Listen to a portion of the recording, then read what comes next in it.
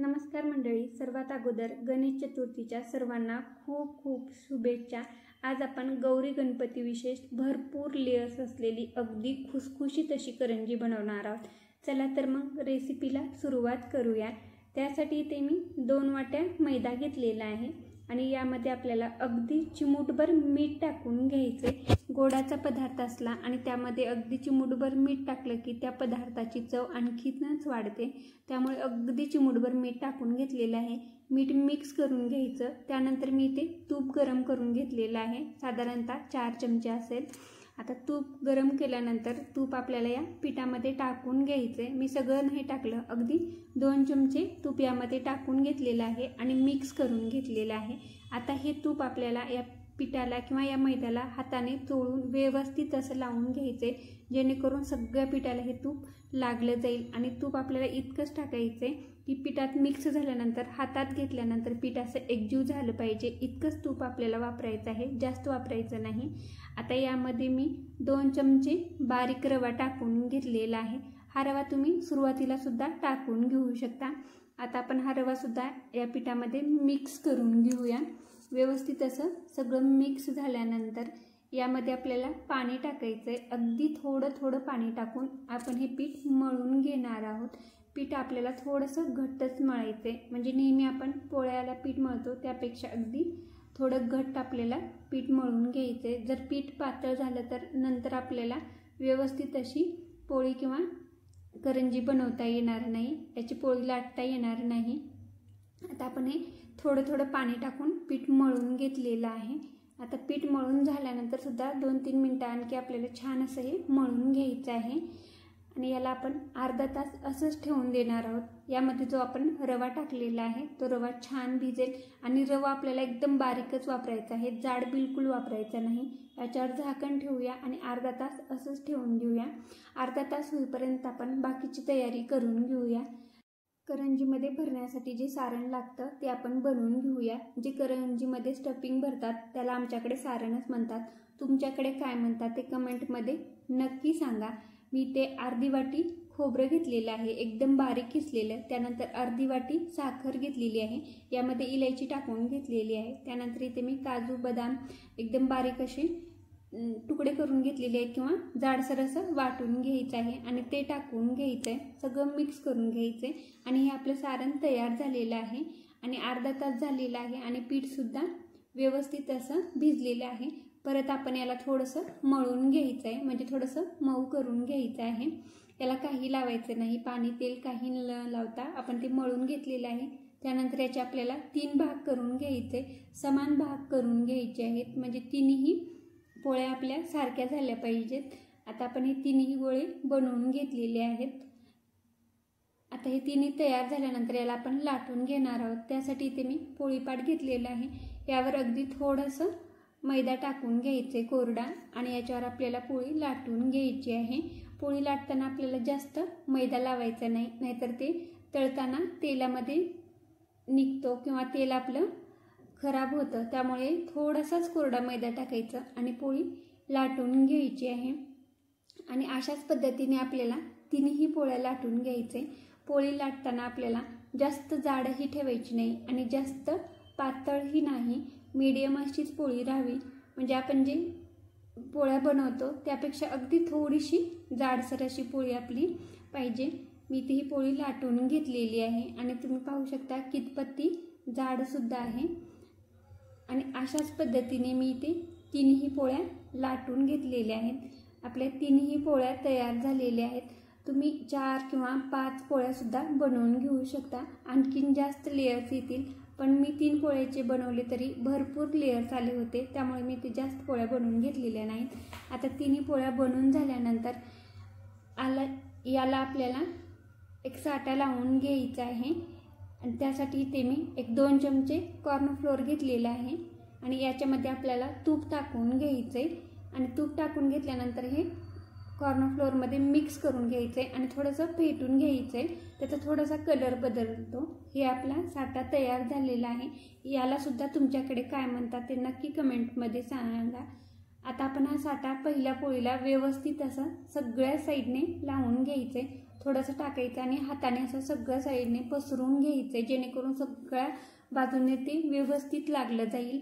आता हे व्यवस्थित लावून झाल्यानंतर याच्यावर आपल्याला दुसरी पोळी ठेवून घ्यायची आहे आणि दुसरी पोळी ठेवून घेतल्यानंतर परत याला आपण अशाच पद्धतीने सगळ्या बाजूने हे लावून घ्यायचं आहे। हाताने लावून घेतलं तर ते व्यवस्थित सगळ्या बाजूने लागलं जातं, त्यामुळे मी ते हे हातानेच लावून घेतलेलं आहे। त्यानंतर याच्यावर आपल्याला तिसरी पोळी ठेवून घ्यायची आणि परत तिसऱ्या पोळीला सुद्धा अशाच पद्धतीने आपण हे सगळ्या बाजूने व्यवस्थित असं लावून घ्यायचं आहे। जर ते सगळ्या बाजूने व्यवस्थित लागलं गेलं तरच आपल्या करंजीला छान असे लेयर्स येतात आणि छान असे ते वेगळे वेगळे दिसतात सुद्धा।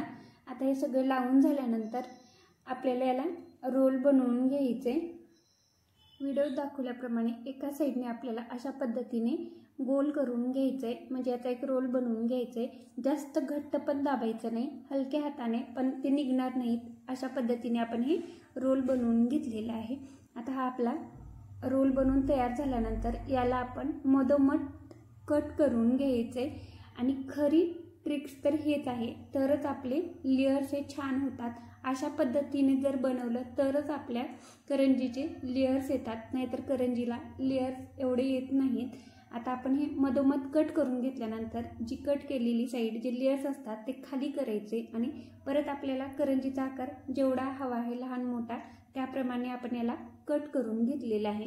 आणि सगळे कट करून झाल्यानंतर लेयर्सची बाजू आपल्याला खाली ठेवायचे आणि वरून दाबून ती लाटून घ्यायचं आहे। त्यासाठी आता परत आपण पोळीपाटावर थोडंसं कोरडं पीठ किंवा मैदा टाकून घेऊया आणि लेयर्सची साईड खाल्ल्या साईडने ठेवायचं आणि हाताने दाबून याला लाटून घ्यायचे। लाटताना याला आपल्याला पलटून घ्यायचं नाही, म्हणजे आलटपालट करायचं नाही। एकदा ठेवल्यानंतर तसंच आपल्याला हे लाटून घ्यायचं आहे। मी ते लाटून घेतलेली आहे। आकार तुम्ही चौकोनी करू शकता किंवा गोल करू शकता। आता ही लाटी लाटून तयार झाल्यानंतर तसंच उचलायचं, पलटायचं नाही, तरच आपले लेयर्स येतात। जर बाजू पलटली गेली तर करंजीला बिलकुल लेयर्स येत नाहीत। कडेने आपण पाणी लावून घेऊया, म्हणजे तेलामध्ये ते टाकल्यानंतर कडा सुटणार नाहीत किंवा निघणार नाहीत। आता जे आपण करंजीमध्ये भरण्यासाठी सारण बनवून घेतलेलं होतं ते 2 चमचे टाकून घेतलेलं आहे आणि कडेने आपल्याला हाताने अशा पद्धतीने दाबून घ्यायचं आहे। मस्त असा करंजीचा आकार थोडासा देऊन घ्यायचे, म्हणजे थोडंसं इकडे तिकडे होत असेल तर करंजीचा आकार देऊन घ्यायचे आणि त्यानंतर आपण करंजी अशीच ठेवणार नाही तर ती आणखी छान दिसावं यासाठी काट्याच्या चमचेने कडेने आपण अशा पद्धतीने डिझाईन बनवून घेऊ शकता किंवा हवी असल्यास तुम्ही तशी ठेवले तरी चालते। दोन्ही साईडने आपण हे अशा पद्धतीने काट्याच्या चमच्याने डिझाईन बनवून घेऊया, म्हणजे ती आणखीनच छान दिसेल। आणि अशाच पद्धतीने आपण ही करंजी बनवून घ्यायचे आणि मी ते अशाच पद्धतीने बाकीच्या सगळ्या करंज्या बनवून घेते। अगदी खूप मस्त होतात आणि या करंजीला भरपूर असे लेयर्स येतात आणि अगदी तितकीच ही ठिसूळसुद्धा होते, म्हणजे अगदी खुसखुशीत अशी होते। मी ते करंज्या बनवून घेतलेले आहेत, त्यानंतर तळून घेणार आहोत। त्यासाठी गॅसवर इथे तेल गरम करायला ठेवलेलं आहे। तेल व्यवस्थित गरम झाल्यानंतर गॅस एकदम कमी करायचा आणि मगच यामध्ये आपल्याला करंजी टाकायचे। करंजी तळताना गॅस आपला अगदी कमी असला पाहिजे, तरच करंजीला भरपूर असे लेयर्स येतात। जर जास्त गरम तेलात करंजी तळली गेली तर याचे लेयर्स येत नाहीत आणि करंजी मधून तळली जात नाही, वरूनच ती लाल पडते। आता आपण याच्यावर थोडंसं तेल टाकून घेऊया, म्हणजे छान असे लेयर सुटतात।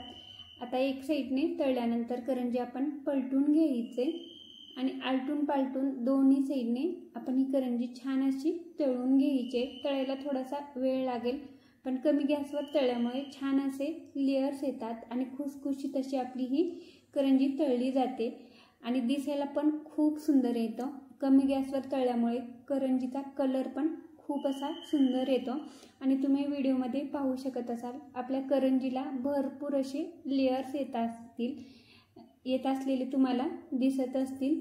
आता आपण ही करंजी तळून घेतलेली आहे आणि दोन्ही साईडने आपले करंज्या छान अशा तळले गेलेले आहेत आणि करंजी तेलातून बाहेर काढल्यानंतर सुद्धा तिचा थोडासा कलर बदलतो, त्यामुळे तेलातच जास्त अशी लालसर करू नका, थोडीशी कमीच ठेवा, म्हणजे कमी लालसर ठेवा। बाहेर काढल्यानंतर ती आणखीन लालसर होईल।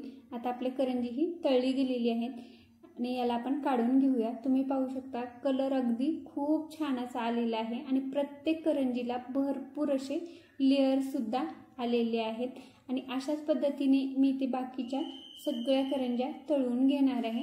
दुसऱ्या करंज्या टाकताना गॅस आपल्याला परत फुल करायचं आहे आणि तेल व्यवस्थित असं गरम करायचं आहे आणि मग गॅस कमी करायचा आणि मग करंजी टाकून घ्यायची, तरच त्याला छान असे लेयर्स येतात। थंड तेलामध्ये टाकल्यावर परत त्याला लेयर्स येणार नाहीत। आता मी अशा पद्धतीने इथे करंज्या तळून घेतलेल्या आहेत आणि तुम्ही पाहू शकता कलर पण खूप मस्त आलेला आहे आणि प्रत्येक करंजीला भरपूर अशी लेयर्ससुद्धा आलेले आहेत।